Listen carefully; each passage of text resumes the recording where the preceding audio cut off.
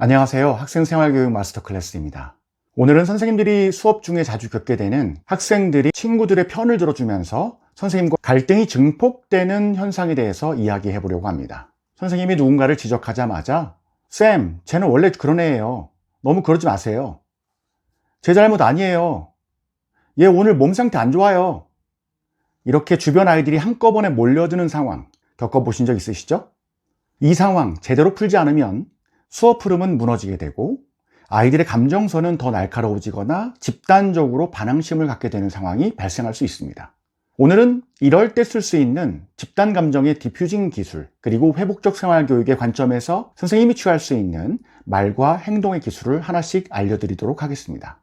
첫 번째, 왜 수업 중에 친구 편들기가 터질까요? 이런 장면을 떠올려 보세요.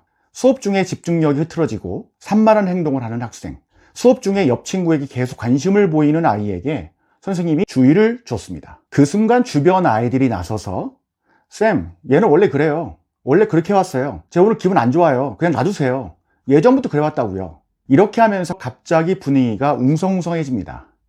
이건 단순한 오지랖이 아니라 학생들 사이의 감정적인 결속의 구조, 다시 말해서 얘는 우리가 안다, 선생님은 모른다, 혹은 우리가 너를 지켜줄게 라는 집단 정체성의 표출이기도 합니다. 우리가 너를 지켜줄게 라는 마음이 아니더라도 뭔가 교실의 분위기의 흐름을 유지하려고 하는 아이들의 반응일 수 있습니다. 여기는 그런 곳이다. 이 친구는 그런 친구다. 단정 짓는 말을 계속하죠. 그리고 자신들의 서사를 만들어가는 구조가 있습니다. 이럴 때 선생님이 감정적으로 반응하다 보면 학생들의 결속은 오히려 더 강해지게 되고요. 우리가 당했다. 혹은 우리 말을 안 들어주신다. 이런 암묵적인 분위기가 만들어지죠. 교사 대 무리의 감정적인 대결 구도가 생겨납니다. 이럴 때 교사의 가장 위험한 반응 중에 하나는 이렇습니다. 시끄러워, 조용히 해. 내가 너희들한테 얘기한 거니? 누가 얘기하래? 이게 니들 문제야? 다른 사람들은 조용히 해. 이러한 반응은 오히려 학생들의 감정적인 결속을 강화시키고 선생님과 감정적으로 거리감을 만들게 됩니다.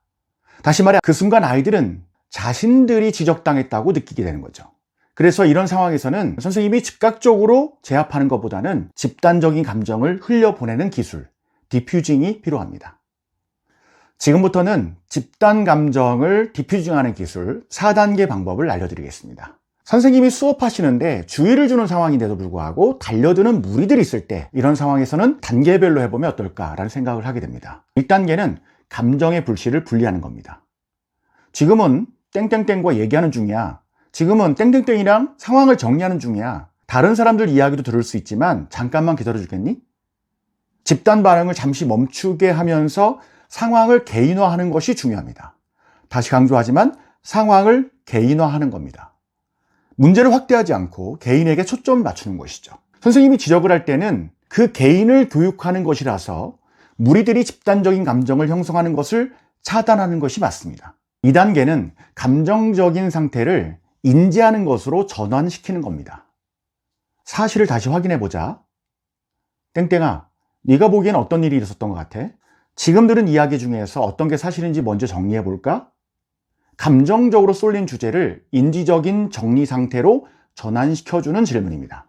감정을 진정시키는 가장 강력한 방법은 생각하게 만드는, 성찰하게 만드는 질문입니다. 아이들은 이런 질문을 받으면 자동적으로 감정에서 벗어나게 되죠. 3단계는 메타인지를 일깨우는 겁니다. 다시 말해서 있었던 일을 학생이 객관적으로 보게 하는 거죠. 지적을 받는 학생뿐만 아니라 거들고 있었던 무리들에게도 모두 해당되는 질문입니다. 밖에서 보면 어떤 모습일까? 지금 상황을 다른 친구들이 본다면 뭐라고 할 수 있을까? 내가 선생님이라면 어떤 생각이 들 것 같니? 네가 행동을 바꾼다면 어떤 선택이 필요할까? 집단 감정은 안에서만 커집니다. 외부의 눈을 의식하게 되면 아이들은 스스로를 조절하게 되죠. 밖에서 누군가 내려본다라고 생각하는 그 방식, 몰입된 정서를 한 걸음 물러나게 하는 힘이라고 할 수 있습니다.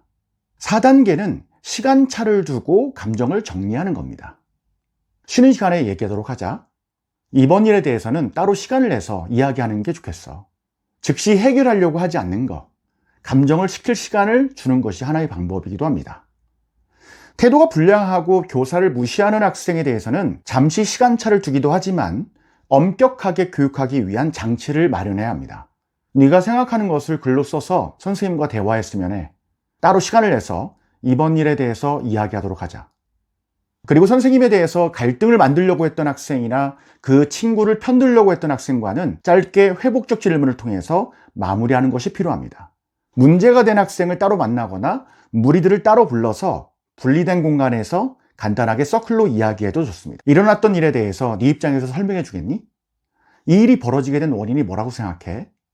매번 수업 시간마다 이런 일이 반복되는 원인이 뭐라고 생각하니? 선생님과 수업 시간에 어떻게 교류하면 좋을까? 앞으로는 이런 상황에서 우리 반이 어떻게 대응하면 좋을까? 이러한 질문과 대화를 통해서 학생들은 자기 감정을 객관화할 수 있고 자기 감정의 책임을 연습할 수 있게 됩니다. 어떤 친구에 대해서 동조자가 되는 것, 그것은 또래들이 가지고 있는 감정적인 연결이라고 볼 수 있지만 수업을 흔들고 갈등을 확산시키는 방식으로 나오는 순간 또래 집단은 폭력성을 띠게 됩니다. 감정적인 폭력성에 참여하는 아이들이 점점 늘어나게 되죠. 선생님은 무리나 집단의 감정의 방향을 다시 잡아주는 이정표 같은 존재로 서 계실 수 있습니다. 친구 편들기의 갈등, 이젠 감정적으로 맞서지 마십시오. 또래 집단의 감정을 읽고 흘려보내고 회복적 질문으로 이끄는 기술. 오늘도 한 걸음 한 걸음 나아가다 보면 학급의 분위기, 수업의 분위기를 바꿀 수가 있습니다.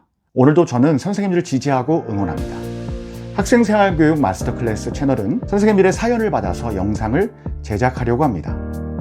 여러분들이 학교 현장에서 겪고 계신 문제나 궁금한 점을 설명글에 있는 오픈 채팅방에 들어오셔서 글을 남겨주시거나 또는 이메일로 사연을 보내주시면 내용을 정리하고 선별해서 영상을 만들도록 하겠습니다.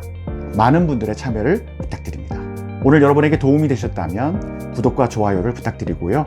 유튜브 영상을 보다 많은 선생님들에게 전파해 주셔서 건강한 학급을 함께 세워갈 수 있도록 도와주시길 바랍니다. 지금까지 학생생활교육 마스터클래스였습니다. 감사합니다.